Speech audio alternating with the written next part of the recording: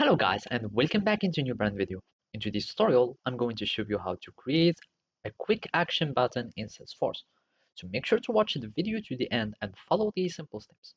So first, we will need to go to our setup in Salesforce so we can start creating or process to create our button.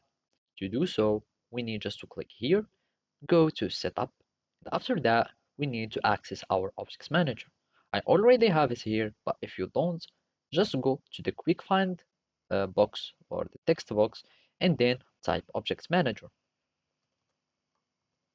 And after that, you will need just to click on the objects manager so you can access to your objects manager.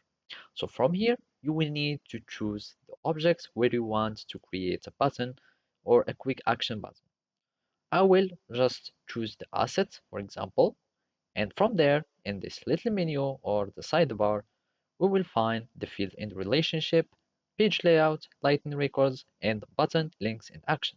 Here, we need to click on this one, and after that, we need just to click on create new action, and then you can create a new button for it. So now, let's just go to new action. We can specify the type of action. Either it will start creating record or editing them, etc. So let's just create a record. You need to choose the target object, and from here you can choose the object that you are going to uh, manipulate. Let's choose assets. Now you will need to choose whatever you like, and basically you give it a label or a name, my action or whatever, create the action or anything name, and after that you can give it an icon if you'd like. So let's check for icons. We can find these icons here. Let's choose this one and we click on save, and now we have our action.